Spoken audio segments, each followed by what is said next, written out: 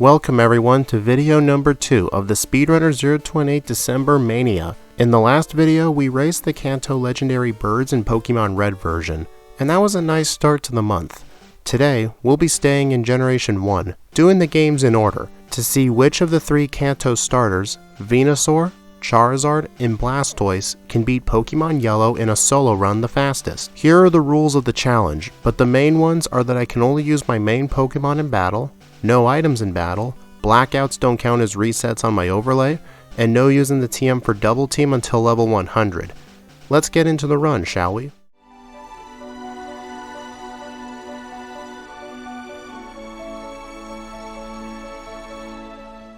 Unlike the legendary birds from the last video, the Kanto starters are nowhere near as powerful stat-wise, but at least they get a wider array of moves than the birds do, where all they got by level up was pretty much their starting moveset plus agility. But let's see exactly what we're dealing with today though.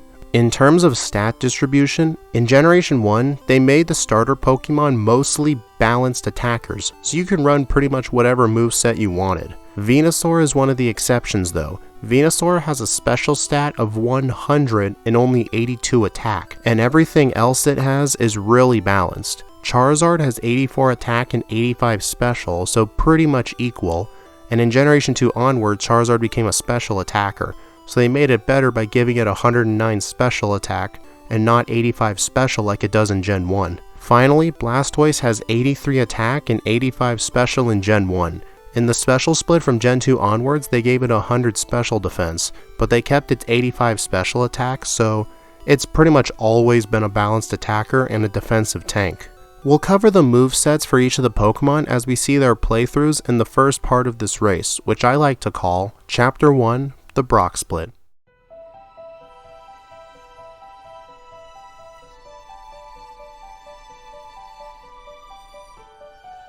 Let's start with the first of the 3 Pokemon, Venusaur. It starts off with the moves Growl, Leech Seed, Tackle, and Vine Whip. It gets a good stab move with Vine Whip, but only 35 base power. That will only be an effective power of 52. Plus in the early game, while we will have an easy time with Brock, the main problem won't be with Brock. It'll be with all of the bug types from the early game trainers. This will be Venusaur's main drawback. The best move for Venusaur to use against them is Tackle, so yeah, that's not going to be a good move to use. After that, we can expect Razor Leaf at level 30, which due to our speed will be a guaranteed critical hit, except for a 1 in 256 chance of the move not being a crit. We also get Growth at level 43 and Sleep Powder at level 55. Growth will raise our special by 1 stage, which is both offensive and defensive, and Sleep Powder is good for getting out of a pinch. Via TMs, our main notable moves are Swords Dance, Body Slam, Mega Drain, and Solar Beam. Swords Dance and Body Slam will be a great combo, plus Mega Drain will be good for healing our HP. Even though it may not seem like a great idea, I still defeat all of the bug catchers in Viridian Forest since I will need the levels going into Route 3 since Vine Whip won't be used on most of them. Once I leave the forest, I am at level 12. One thing different from Red and Blue is that there are more trainers before Brock, so this level wouldn't be possible in Red and Blue without wild Pokemon grinding. I also defeat the Junior Light Years trainer for very quick XP. He doesn't give as much XP as he does in Red and Blue due to his lower levels, and as soon as I one-shot his team as well as Brock's whole team, I level up to 14 and defeat Brock with a time of 6 minutes and 25 seconds. Let's see how the other 2 do at this point. Charizard starts out with the moves of Ember, Leer, Growl, and Scratch. Way better than Venusaur since Ember and Scratch are both 40 base power instead of 35 from Vine Whip and Tackle. Plus the early Pokemon are all either neutral or weak to fire attacks. Obviously Brock is the exception, but we'll get to that shortly. We'll also get Rage, which is trash, Slash, Flamethrower, and Fire Spin. Flamethrower is the main one we want. Fire Spin is only good on a Moltres where it has no other choice but to use it, so yeah. But let's take a look at the TM Learn set. We get way more moves than Venusaur did. The main moves I see are Mega Punch, Swords Dance, like Venusaur gets access to, Body Slam, Submission, which is a trash fighting move, Dragon Rage, which only does 40 damage, plus you can only get it at the game corner, so I'll pass, Earthquake, Dig, and Fire Blast. Earthquake, Dig, and Body Slam will be the main great physical attacking moves that'll combo well with Swords Dance. Plus guess what? We can get the HM for Fly too. I know that's to be expected with us being a dragon with wings after all, but guess what? In Red and Blue, Charizard could not learn Fly. What were they thinking? They did the same thing with Dragonite, except in both Red and Yellow, it does not get Fly. Dude, it has wings. Anyway, I'm getting ahead of myself. I, like Venusaur, will fight all the bug catchers, except this time, I can KO almost every Pokemon here real easily, so the experience is 100% worth it. I then leave the forest, take out the Light Years Junior Trainer, and Brock as well. It wasn't that bad since Brock's Pokemon don't have rock moves, and their special stats are quite weak, and as you can see, I used Ember after the Onix used Bide, and I was lucky it was a 3-turn Bide. If it was a 2-turn, it would have retaliated and probably killed me. But anyway, it doesn't matter. I take his team out and get a Brock split of 5 minutes and 38 seconds. Now we have Blastoise, the water starter, to talk about. The water type is generally the best typing to use in a solo run of Pokemon Yellow due to having a great time with Brock, not struggle at Misty too much, plus Misty gives Bubble Beam, which is a powerful stab move early on. For Blastoise to start with, we get Bubble, Tackle, Tail Whip, and Water Gun.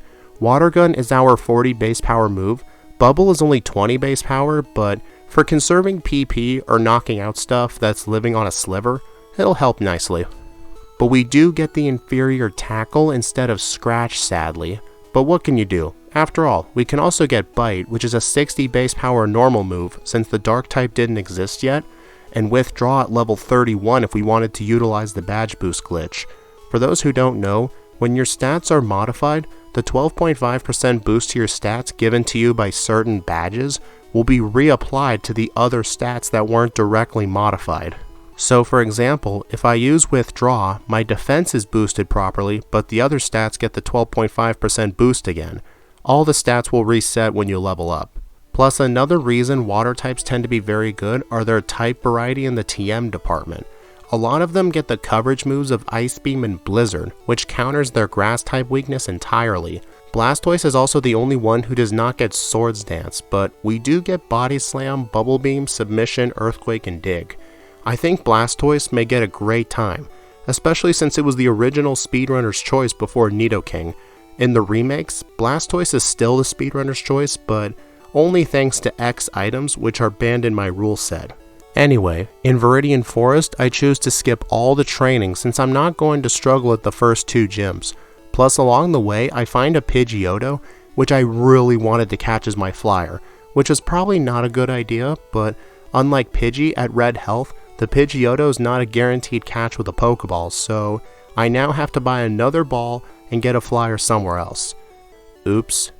Anyway, the reason I don't train on the trainers while the others did is that Venusaur will struggle with early game bug catchers, Charizard will struggle with Misty and Surge due to its flying typing, and Blastoise will have a fine time with all of them but Surge, but I don't have to worry about Surge right now. I do defeat the Light Years trainer like the others did, and then Brock goes down with a split of 5 minutes and 4 seconds.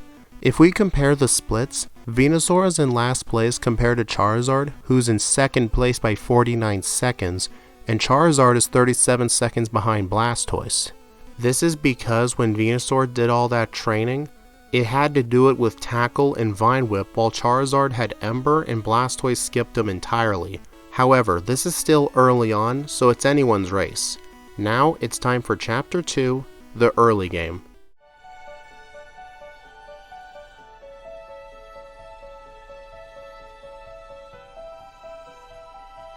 Going back to Venusaur, remember when I mentioned that the early game trainers would be a challenge? This is what I mean. While we're not taking much damage from the trainers, we shouldn't be 3-shotting Caterpie and Weedle at this point. This will be adding tons of extra time into the run, so I just thought I'd show you guys I wasn't making this crap up. After those trainers are done, I heal at the Route 3 center, go through Mount Moon, get the rare candy, accidentally battle the last with the Oddish and Bellsprout, and purposefully battle the Hiker since he's pretty good for XP, since he's pretty much just a better Brock with an extra Geodude and more levels. At the end, I also take out the Super Nerd and the mandatory Jesse and James fight, These fights take a while since I still have to rely on tackle for damage, and this method is just so slow. But it's either tackle or an effective 26 power Vine Whip. At least due to our poison typing, we cannot get poisoned, so the main fear of this fight Venusaur won't have to deal with. Fun fact, Bulbasaur was actually the only dual type starter for the whole evolution line until Gen 7 with Rowlet. I then exit Mount Moon and enter Cerulean. Let's see how the others do in Mount Moon in Route 3. Charizard, as you expect, had a much easier time with the trainers here due to having an actual good move in Ember. In Mount Moon though, I do fight the optional Super Nerd who has a Voltorb and a Magnemite. This guy gives some of the best experience in the cave for how quick his team is. I also fight the Bug Catcher nearby and the Oddish Lass from before. Misty is coming up and I want to make sure I'm prepared. I also get the TM for Mega Punch that's down here, so I can get a better move than Scratch. I honestly should have deleted Growl, but the way I used to function is that if I have an upgrade for a move, I replace the move. I just don't like both Scratch and Mega Punch on at the same time, but for solo runs, I really need to get over that mentality. Blastoise is also having to 2 or 3 shot Pokemon here as well, but at least it's with Water Gun and not Tackle. I also have to catch a flyer here since I failed to catch the Pidgeotto in the forest. It would have been such a cool flex if I caught it, but oh well. In Mount Moon, the first TM here is Water Gun, but I already have that move so I won't pick it up. I take out the Super Nerd, any wild Geodude I come across, get the TM for Mega Punch to get rid of Tackle, again, just get rid of Tail Whip. Why past me? Take care of the Hiker, and take out the Super Nerd and Jesse and James at the end. Okay, back to Venusaur. The decision here is always, do I deal with Rival 2 or Misty first? My mentality now is that I only do Misty if A, I need Bubble Beam, or B, I need the extra experience for Rival 2 and Misty's going to be easier. And for Venusaur, that is my plan. I take out all the trainers in Misty's gym, and then when I get to Misty, her first Staryu goes down to 1 critical hit, and then the Starmie goes down after 2 Vine Whips. I deny the chance to learn Poison Powder, and I get my second badge. No note of the splits yet, since you can do either Rival 2 or Misty in any order you want, so let's move on to Rival 2. His first Pokemon is Spearow. I go for Tackle, doing a third. Luckily I get hit with a Leer instead of a Growl. Although the Eevee does have Growl, but after the Spearow, I'm defaulting to Vine Whip anyway, so it's not that big of a deal. The Route 24 and 25 trainers aren't too bad for Venusaur, just the Bug Catchers are slow since I'm still using Tackle, with my replacement for Tackle being all the way at the SS Sand since I can't learn Mega Punch. After I rescue Bill and get the SS ticket, I defeat the Innocent Bystander, get the TM for Dig, which I can't learn, and go down to Vermilion City and board the SS Sand.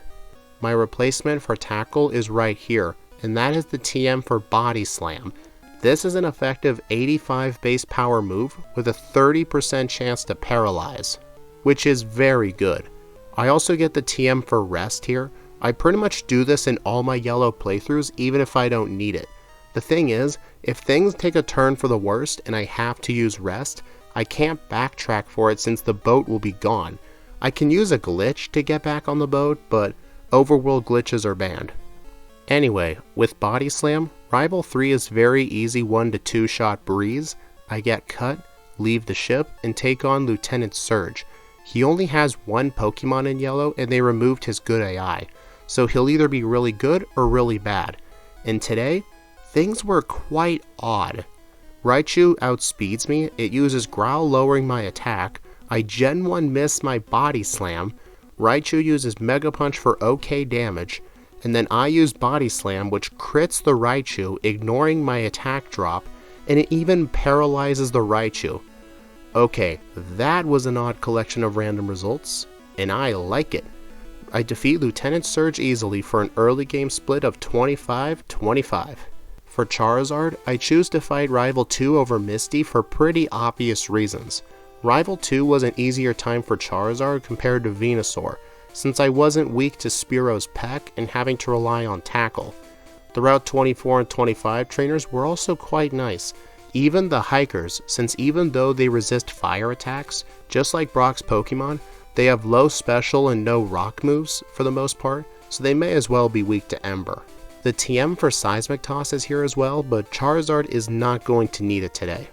I rescue Bill, go down to Vermilion City, board the SS Sand, get Body Slam for Charizard, teach it over Mega Punch, which is actually justified because Mega Punch and Body Slam has 5 more power but more accuracy, so it does not make sense to keep Mega Punch and Body Slam. Get Rest as an emergency TM, get the Gentleman Candy, which I always get in my yellow runs even if I don't mention it, and then I get Cut, which I can use to cut down the tree in Surge's gym. However, before I can do that, I have to fight Misty, who gives the ability to use Cut. But since I'm a much higher level than her, plus I have Body Slam, I make great work of her team. Now, I could go fight Surge, but as I mentioned, it's slower to go back to Surge right now, so I'll just go back to him later. So let's split Charizard's early game when I cut down the tree to rock Tuttle, at a time of 21 minutes and 32 seconds. Finally, we are at Blastoise. Since Blastoise can greatly benefit from Bubble Beam, which after the same type attack bonus, will be an effective power of 97. I take on Misty first, use Mega Punch to take her team out. She can't use her more powerful Bubble Beam on me, since due to Misty's good AI, she will not use any water type moves and only Tackle and Harden.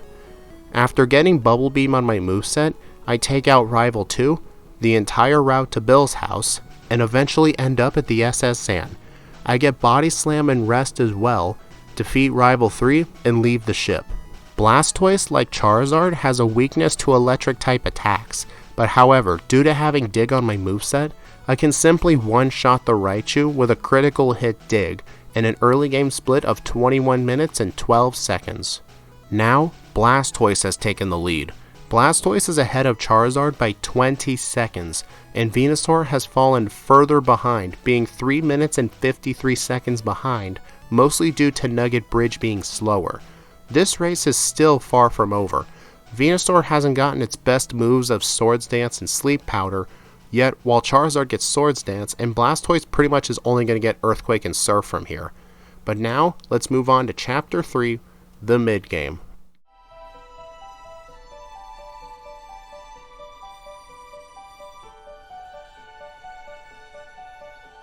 The mid-game in this route for me consists of Rock Tunnel, going to Celadon City, and getting the Poke Flute before doing the boss rush right afterwards, starting with our first place contender first, Blastoise. On Route 9, the first trainer, who Scott's Thoughts likes to call the rapping lass due to her loving to spam rap, she only has Oddish and Bellsprout, but thanks to Body Slam, there are no issues here. The rest of the trainers from here until Celadon City are all very easy and not worth talking over, so let's skip straight to Celadon City. In the department store, I buy some Super Repels, get the TM for Ice Beam from the girl on the roof, get some Pokedolls for Marowak and Mimic if I want, and today's Vitamin of the Day is Calcium. I need all the attacking power for my water moves I can get. And Special counts as both defensive and offensive like I said earlier, so it's generally the best vitamin in Gen 1 in my opinion, second place to Carbos. I then get Fly, head on over to Lavender Town, defeat Rival 4 in quick fashion, we don't have to talk about him because he's generally not that good at this point, Pokedoll the Marowak, defeat Jesse and James, and get the Poke Flute with a time of 30 minutes and 41 seconds. I know that sounded quick, but what else did you expect from Blastoise? Next up is Charizard, our runner-up. The hardest trainer for Charizard to even deal with here is the self-destructing hiker, especially since they not only have self-destruct, but the 4 times effective rock throw, which will probably do more damage. However, I have Dig for the first 2 Geodude, and then on the Graveler when I use Dig, it just blows up while I'm underground giving me the win. Oh, classic hiker play right there. Then in Celadon City, I get Fly and delay my shopping for later and take on Erica's gym trainers. These gym trainers are close together, and they all get good damage from Ember, so it's a lot of very easy experience, plus Erica herself is not an issue at all for our favorite flying fire dragon. Once everyone at Erica's gym is defeated, I go to the department store, buy the fresh water for the Saffron City Guard, some super repels and pokedolls, and some calciums just like Blastoise did, I still have to take on Lieutenant Surge to get Fly, so I go through Saffron City and then down to Vermilion, and then I use Dig on his Raichu for the one-shot, and then I can fly to Lavender Town. When I arrive at Lavender, I take out Rival 4 very easily, and then clear out the whole tower and get the Poke Flute with a time of 34 minutes and 47 seconds. Definitely a slower split than Blastoise, but that's due to Charizard fighting Erica first, so remember that. Finally is our last place starter Venusaur, but will it stay like that for long?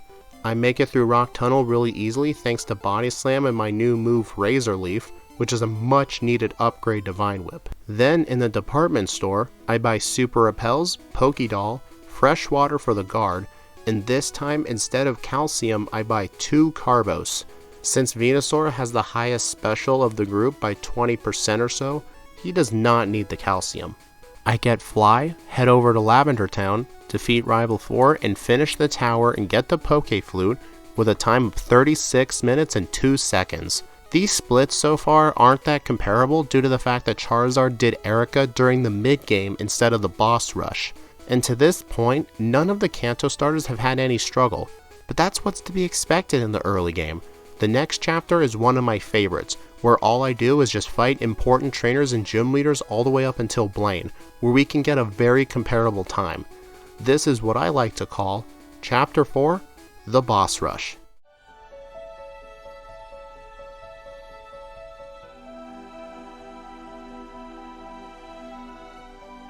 This time, let's start with our second place contender Charizard, to see how he handles the rest of the gym leaders and other mandatory fights. First, I teach Swift to Charizard in the place of Ember, since I'll be needing Swift for a fight later on. The first thing I choose to do afterwards is enter Silphco. It's really rare to do this before going to the Safari Zone or fighting Koga, but we're being different today. After I get the card key, I go to the 7th floor to get the TM for Swords Dance, which I teach over Slash. This is going to be Charizard's MVP move for this whole run. I grab the rare candy on the 10th floor, as well as the TM for Earthquake. I won't be teaching this yet since I still need Dig to escape out of places, and Blaine is when I'll no longer need Dig. Now is the time for Rival 5. First up is his Sandslash. I use the opportunity to set up Swords Dance.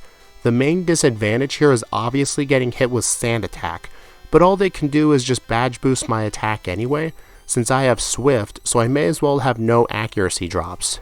And then I can take out everything on his team very quickly. After Jesse, James, and Giovanni are taken care of with the same strategy, I go back to Celadon City since I forgot to buy a Pokédoll like an idiot, get the TM for Mimic from Copycat, and I fly back to Celadon City, wake up the Snorlax, and go through Cycling Road. You know, I could have just gotten Mimic later, but oh well, better to get it now before I forget. I get the rare candy and the PP up on Cycling Road, go through the Safari Zone and get the mandatory items like the Full Restore, Protein, Gold Teeth, and Surf. The next mandatory trainer I take on is Koga. I set up my 3 Swords Dances on his first Venonat, which has Toxic and Sleep Powder. Due to good AI, he'll never use Sleep Powder, but he will use Toxic, which can get bad after a while. But in Generation 1, you don't take poison damage if you knock out something. But I realized while fighting Koga that the Venonats will be 2 hits with Body Slam, so I just used Dig to end the fight early. I guess I need to get no Toxic for this to work out. Before attempting Koga again, I fight some of his gym trainers to get to level 43 over a damage rounding threshold. For those who don't know, during damage calculations, all numbers round down in the Pokemon games, so at levels ending in 0, 3, 5, and 8, it minimizes the amount that gets rounded down, so you can get the most damage out of every battle at those levels. So if at like level 41, if you have like a 30% chance to one-shot something, and level 42 it's like a 33, then at level 43 it'll probably get boosted to an 80% chance. I get 1 reset on one of Koga's random trainers due to bad luck, but after defeating every trainer in his gym, I take on Koga again. On the first attempt, it just misses Toxic, uses an X attack, and then 1 Psychic while I completely set up and destroy his ass. Sabrina is next on the chopping block. Abra's only attack is Flash, so I can set up all 3 Swords Dances on it, and if it hits me with any, which Abra doesn't, all it does is a badge boost and Swift never misses, and I one-shot her defensively weak team. We've got one more gym leader to go, and that is Blaine. I fly back to Vermilion since I somehow forgot the Squirtle for Surf and Strength, got a brief swim to Cinnabar, enter the mansion, get both rare candies, the secret key, and dig out. Before taking on Blaine though, Charizard is going to have a rough time at Lorelei and Lance's Gyarados if I don't get some extra levels, so I utilize the gym trainers in Blaine's gym. Fun fact, in Yellow, you have to actually attempt the quiz in order to battle the trainers, while in Red, Blue, and the remakes, I don't know about Let's Go, you can just talk to the guys, which is really annoying. Once the trainers are defeated, Charizard arrives at Blaine at level 47, plus I have Flamethrower now taught over Swift, but I won't use it for this fight obviously. I set up 3 Swords Dances on Ninetales, but in the first attempt, hitting myself in confusion with my boosted attack plus a quick attack let the Ninetales completely solo me. On the second try, I was able to set up my Swords Dances without Confuse Ray and use Dig to solo his team. That's what you get, Blaine, for those kinds of strategies. I defeat Blaine with a split time of 53 minutes and 26 seconds. Now let's take a look at our last place contender Venusaur to see how he handles the mandatory battles. I won't go over the Safari Zones, Cycling Road, or picking up candies. Just assume I did unless otherwise noted. The first thing I do after doing the Safari Zone is enter Silphco and Saffron. I'm here for the same reason as Charizard to get Swords Dance. Hopefully this move will help it get an edge over Blastoise, who won't be able to use this move. After getting the useful items in Silphco, I go down to the 3rd floor, teleport to the 7th floor, where I take on Rival 5. On the Sandslash, due to good AI, he'll only use Poison Sting, and I can never be poisoned. So unlike Charizard, this setup is completely free. I use 3 Swords Dances, Razor Leaf the Sandslash and the Cloyster, and then Body Slam the rest of his team for the one-shot sweep. With Giovanni and the rest of Team Rocket taken care of, I get the TM for Mimic just in case I need it, and I take on Sabrina. I actually take on all her gym trainers, since Blaine's will be harder to train on, so I do the training here instead since Venusaur will probably struggle with Agatha. We'll see. Plus with Sabrina, the main disadvantage is that I don't have Swift like Charizard did, so I have to hope for no Flashes hitting me this time. In this fight though, Flash is only 70% accurate, plus the AI has a built-in 25% chance to miss stat-lowering moves. So Flash is only going to be 52.5% accurate.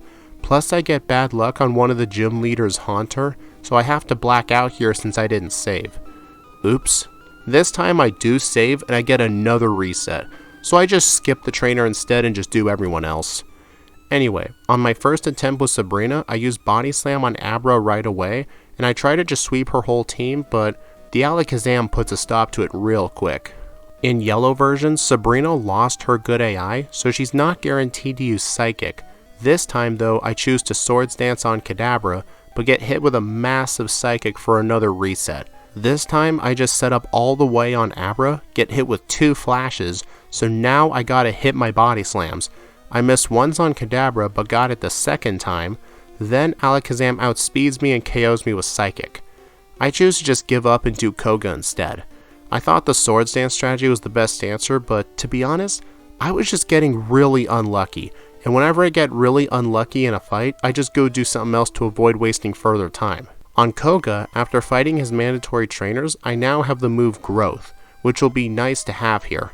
Koga will only spam either Toxic or Psychic due to good AI, so after 3 Swords Dances, everything is a one-shot, except a Venomoth outspeeds me barely and goes for Psychic, lowering my special, but I still live and 1 Body Slam takes it out.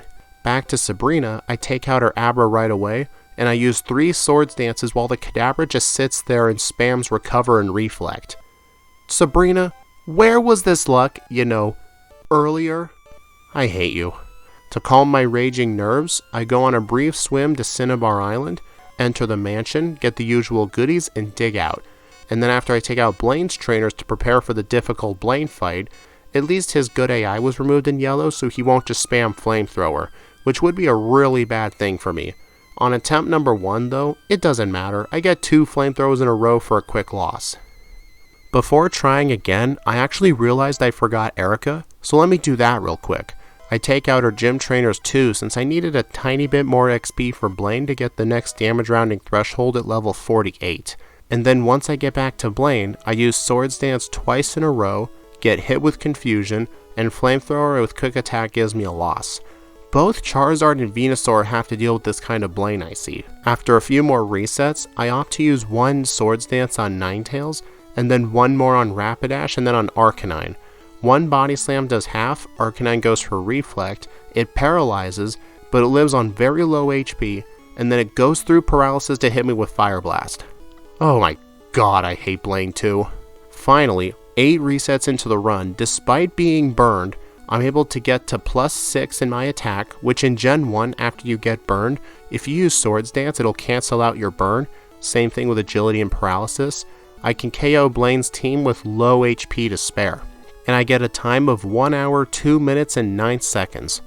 Oh man, Venusaur had it rough this split. I really wish Sleep Powder wasn't all the way at level 55. That is just way too late. You know, in the remakes, it gets it at level 15.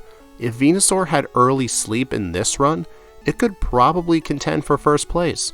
But we still have Blastoise to go, so let's check out his plays. After getting the Poke Flute, I go to the department store to get the TM for Ice Beam, which I somehow forget to do. Or maybe I just delayed it intentionally, I don't know. It was early on, it was early in August when I did this run, so who knows. The next place I go to is Saffron City, but I only do this to get the fresh water out of my inventory and put Saffron on the fly map. Just a small detour I decided to do. After I go through Cycling Road in the Safari Zone, I go do Erica right away. With Ice Beam on my moveset, Grass types are no longer a threat to me, so I defeat all the gym trainers here, and then Erica herself with great ease, getting me to level 37 afterwards. The next mandatory battle I take on is Rival 5. I make a mistake here teaching Earthquake over Dig when I still need Dig for other places. Oh well. Sandslash goes down to 1 Surf, and then on Cloyster I set up my defense with Withdraw, which is to badge boost my attack. Plus the Cloyster can only use Supersonic due to good AI. The Magneton, Kadabra, and Flareon all go down to 1 Earthquake too. The badge boost may not have been needed, but better safe than sorry. After Silphco is liberated, I can go take on Sabrina. I'm out of Surf PP, but I don't think I'm going to need it. Earthquake is the best bet here. 1 Earthquake does not take out the Abra thanks to an X defend, and then it uses Flash on me, so I just reset right away, use an Elixir, and try again. I decide instead to use 6 withdraws to max out my attack to guarantee the 1 hits. However, after Abra, I have 3 Earthquake left. Luckily, the Kadabra gets 1 shot, so I have 2 of them for Alakazam. Unfortunately, I run out and I get another loss. This is why Charizard had such a great advantage here. The fact it can learn Swift. So like Venusaur did, I decided after 2 resets to take on Koga instead. I really should just never do early Sabrina unless I have Swift from now on. Oh well, on Koga's Venonat, they will only use Sleep Powder due to good AI, but once I'm asleep it can go for other moves. And since the AI is not that stupid unfortunately, I come into this fight poisoned, so the AI will never use Sleep Powder or Toxic. I set up 3 withdraws and begin the Surf Sweep. I probably should have used Earthquake instead, but like I said many times, oh well. Then on Venomoth, I use Earthquake, it misses due to double team and I get a very stupid loss. On the second attempt, I use 4 withdraws instead and use Earthquake this time. On the third Venonat, it lives, uses Psychic lowering my special, but all that does is increase my attack power for Earthquake. But on Venomoth, it lives in Earthquake and I run out of Earthquakes. Okay, this is starting to piss me off. 7 resets in, I finally get the luck to line up, especially with the damn Venomoth, and I defeat Koga. You know, now that I look back at this, I should have just grinded to outspeed Venomoth, but that would have taken around 3 or 4 levels, and I figured lucking my way through would have been faster, but I'm just not sure at this point. All 3 of our starters today are having very rough times here. Venusaur, Sabrina, and Blaine, Charizard at Blaine, and Blastoise at Koga and Sabrina. Speaking of Sabrina and Blaine though, I still have to take them down. The first one I choose to take care of is Blaine obviously.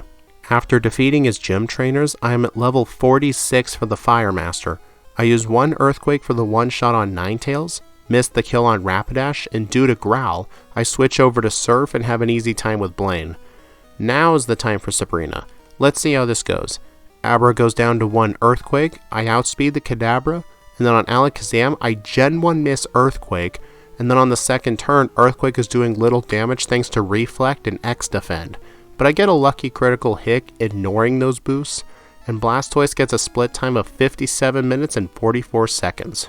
Man, the tides have really turned during this chapter. Charizard is now the front runner by 4 minutes and 18 seconds compared to Blastoise, and Blastoise is ahead of Venusaur by 4 minutes and 25 seconds. 8 minutes and 43 seconds separate the Charizard from Venusaur. Something could still happen in the final couple of battles in the Elite Four. The fact that Charizard got Swift, he only really struggled with Blaine, while the other two struggled at Sabrina. So let's move on to Chapter 5, the late game.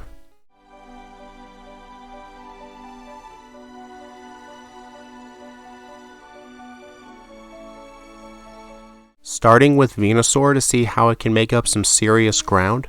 After I take out Giovanni's gym trainers, I'm at level 51 for the gym leader. However, due to Dugtrio outspeeding me by 1, it uses Fissure, landing the move, and I get a quick reset due to a one-hit knockout. On the second try, I get to the Persian, set up my Swords Dances, and now I can go on the Body Slam sweep. The Screeches from the Persian just badge boost my attack even further, and even though I level up for Rhydon, that's what Razor Leaf is for. Now for Rival 6. This is a good way to test to see if we're ready for the league or not. On Sandslash, stuck using only Poison Sting, I set up my 3 Swords Dances and 4 Growths. This gives me the absurdly high stats needed to outspeed and one-shot his whole team. I do level up on the Kadabra, but I already outspeed and one-shot it and Flareon anyway, so that's not an issue. Funny how Rival 5 and 6 are easy for Venusaur just because of good AI. It's funny. After feeling quite confident at those fights, I go back to Fuchsia City since I forgot Strength. Man, I need to do a better job remembering like that.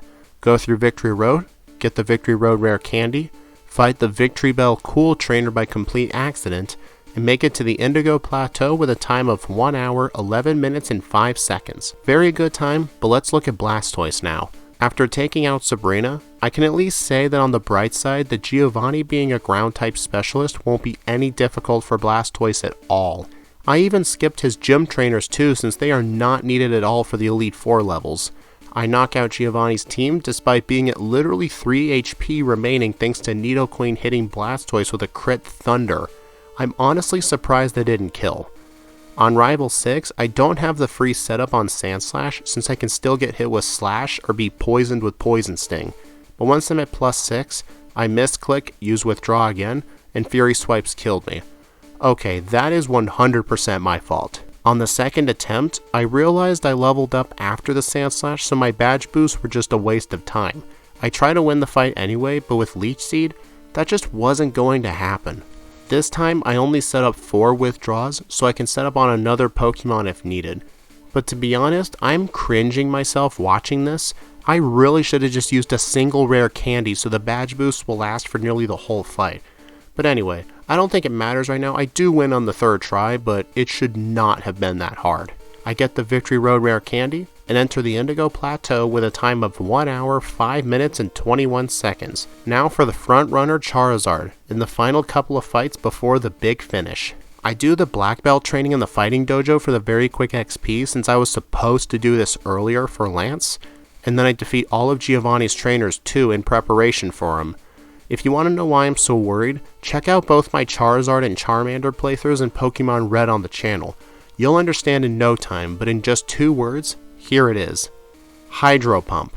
When I get to Giovanni after the training, I'm level 51 just like Blastoise, so you can tell we pretty much did the same training. I set up for free on Dugtrio, minus the chance of Sand Attack, and just one-shot everything with a mix of Body Slam and Dig. Although, Charizard doesn't get off scot-free from misplays. I misclicked and used Body Slam on the Rhydon instead of Dig, and one Rock Slide destroys me. On the second attempt, I use Dig and get a critical hit, which ignores my Swords Dance, and I get another loss. Now the struggle of yellow is starting to catch up to Charizard. It has to happen sooner or later. On the third try, it happens again, but luckily I get the Giovanni branded guard spec, so I live the fight. Man, the only time I don't want crits, I get them twice in a row. Then on Rival 6, I set up 3 Swords Dances on Sandslash, get poisoned in the process, and then when I get to Cloyster, it lives a Flamethrower and finishes me off with Clamp. On the second attempt at this battle, I try Dig instead and get the one-shot. So yeah, I really should stick to physical attacks with Swords Dance users, even if the opponent is Cloyster with 180 defense. I then go through Victory Road just like the others before it, and I get a time at the Indigo Plateau of 1 hour and 5 minutes flat.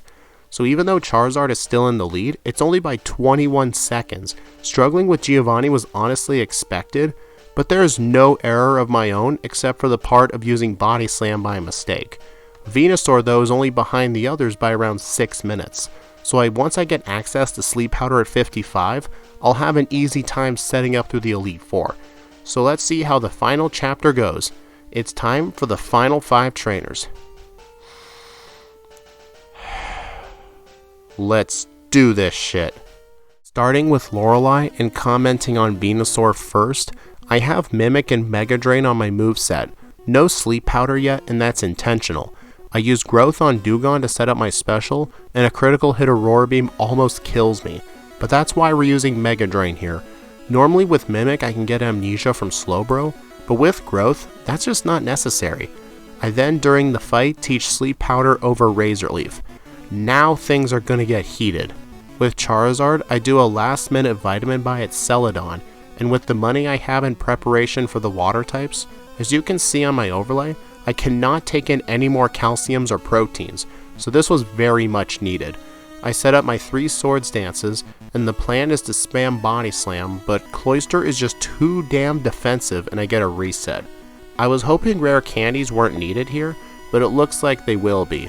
I use all my rare candies to get to level 63.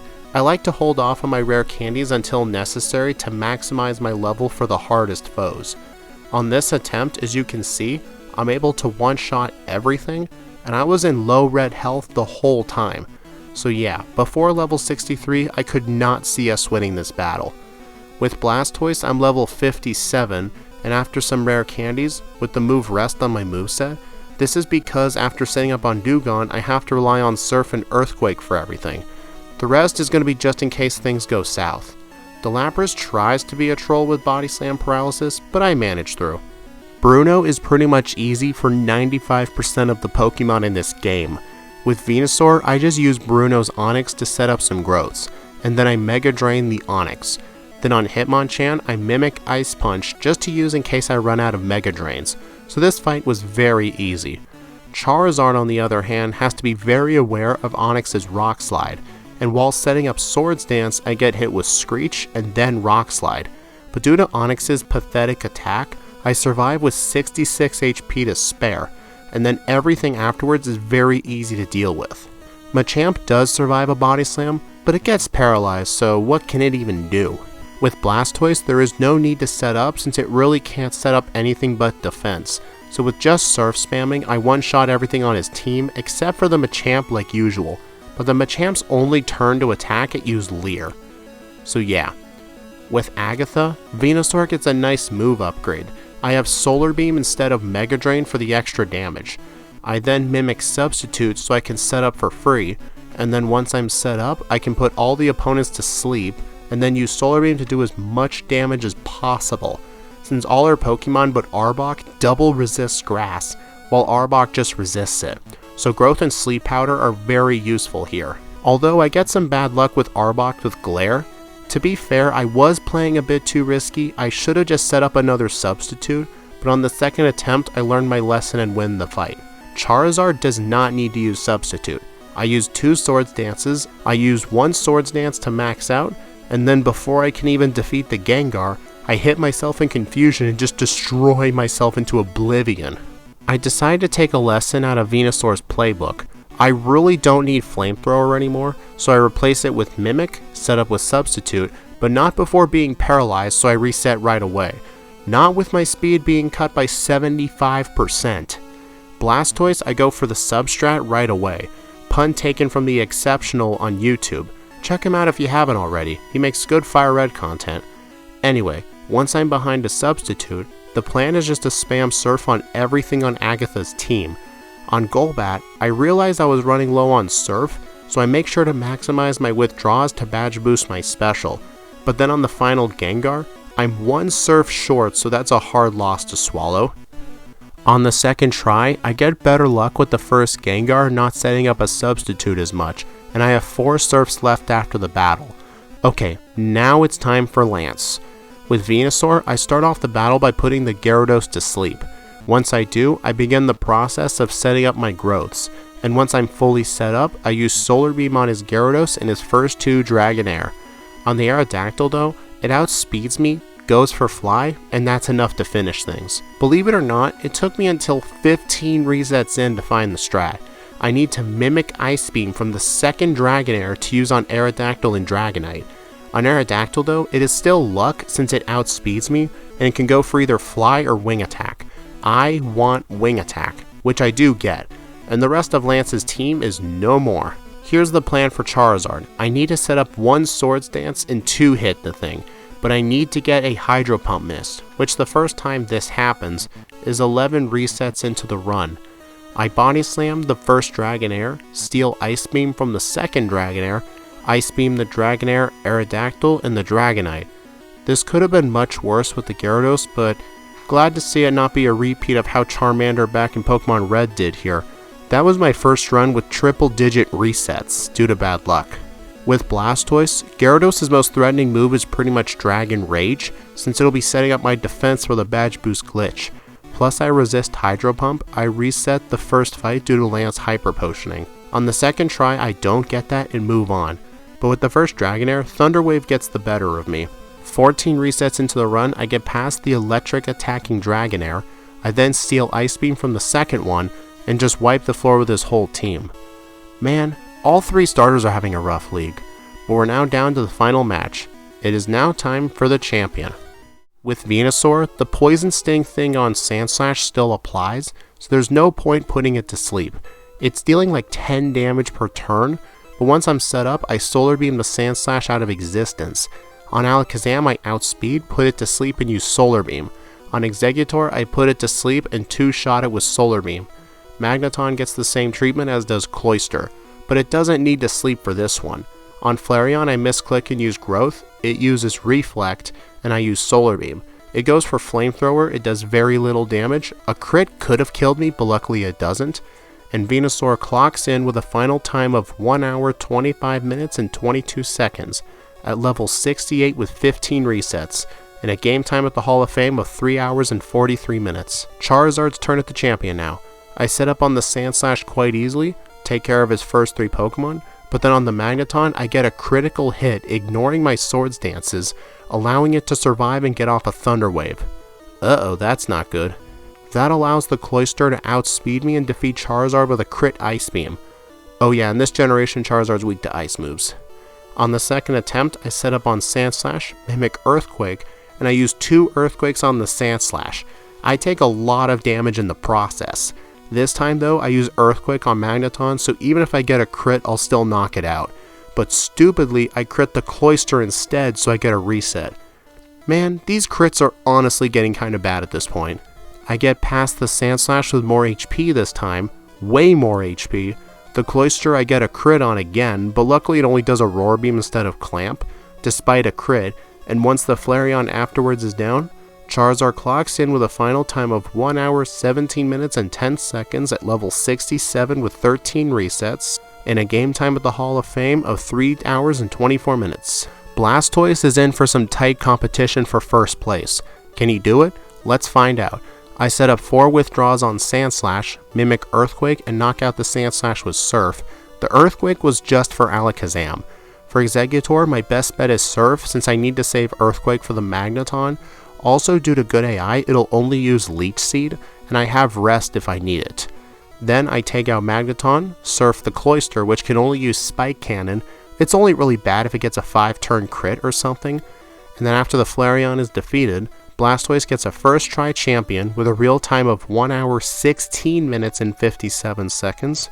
at level 65 with 14 resets, and a game time at the Hall of Fame of 3 hours and 18 minutes. This was quite a fascinating race to see unfold.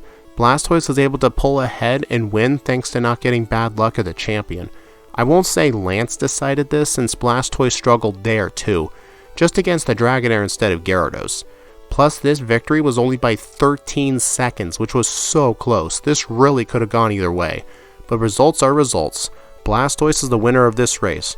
I feel like it's deserving since it felt much better to play than Charizard, except like against Sabrina. Charizard had several resets against Giovanni too. Venusaur did try his best, but the fact it got stuck with Tackle until Body Slam, the early game had so many bugs, so that added a lot of time, and the fact it gets Sleep Powder way too late is what made it suffer. On our leaderboards, this put the 3 Pokemon at 4th place for Charizard, 5th for Charizard, and then 7th place for Venusaur. Seadra is between Charizard and Venusaur. This was still a nice race. I hope y'all enjoyed it. This is only race number 2 for December.